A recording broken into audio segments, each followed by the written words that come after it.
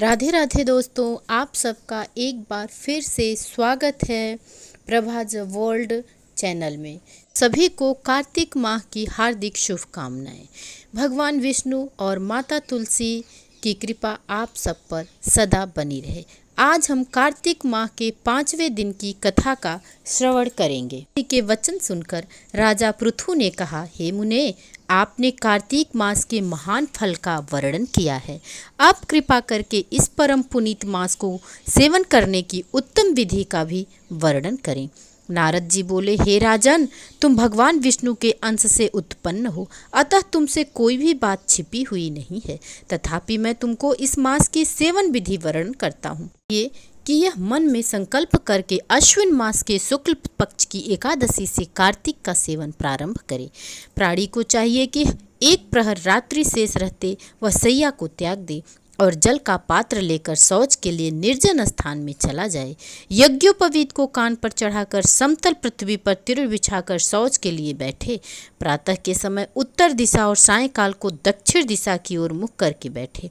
सिर को वस्त्र से ढक ले, मुख को बंद करके नाक त्याग कर और श्वास को रोककर मल को गुदा मार्ग से निकाले। मल मूत्र त्यागने के बाद लिंग पर मिट्टी का लेप करे। गुदा पर 7 बार मिट्टी का लेप करे और दोनों हाथों पर 10 बार मिट्टी का लेप कर जल से धोए।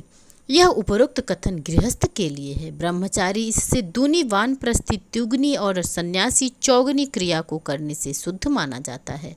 दिन में जो शौच हो उससे आधा रात्रि को करे, उससे आधा रोगी और रोगी से आधा मार्ग चलने वाला करे। मुख को शुद्ध करने के लिए नीम, गूलर, कीकर आदि की दातून करे।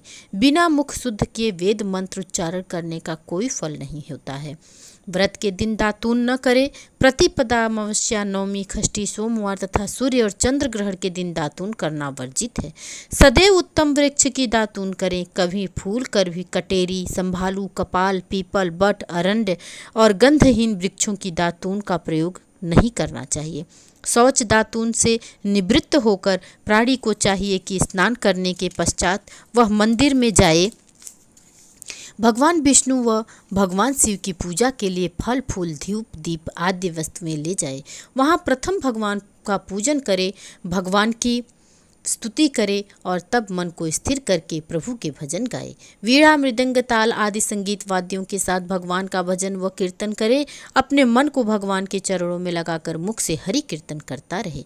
देव स्थान में इस प्रकार कीर्तन करने वाले भगवान विष्णु के स्वरूप होते हैं। सतयुग में भगवान प्राणी के तप, यज्ञ, दान आदि कर्म करने से जितने प्रसन्न होते हैं, उतने ही वे कलयुग में भजन कीर्तन आदि करने की मात्र से हो जाते हैं। हे राजन, मैंने उत्सुकतावश एक दिन भगवान श्री हरि से प्रश्न किया था कि आप कहाँ निवास करते हो, तो भगवान ने प्रसन्न होकर मुझे बताया था, अहं वसामि वैकुंठे योगिनां हृदयेन च मद्भक्ता यत्र गायन्ति तत्र तिष्ठामि नारद।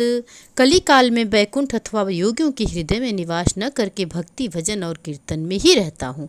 मैं अपने भक्तजनों का पूजन किए जाने से इतना प्रसन्न होता हूँ कि वह मैं अपने स्वयं के पूजन से भी नहीं होता। जो प्राणी मेरे भक्तों, भजन, कीर्तन आदि से विमुख रहकर उसकी निंदा करते हैं, उनको मैं अपने शत्रु के समान मानता हूँ। सीरस, धतूरा, कटेरी, मल्लिका, आक के फूलों और चावल से भगवान विष्णु का पूजन वर्जित है। जय, कुंद, सीरस, चमेली, मालती, केतकी आदि फूलों से भगवान शिव की पूजा नहीं करनी चाहिए।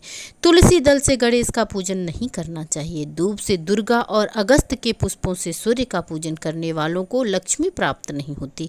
अतः जिन पुष्पों का निषेध है, उनका देव पूजन में कदापि प्रयोग नहीं करना चाहिए। उचित पुष्पों से हरि पूजन करने के बाद भगवान के समक्ष हाथ जोड़कर प्रार्थना करें, हे देवाधिदेव, मैं निकट मूर्ख हूँ। आपके पूजन के मुझे उचित मंत्र, क्रिया आदि का भी ज्ञान नहीं है। मैं केवल आपके भक्ति की कामना करता हूँ।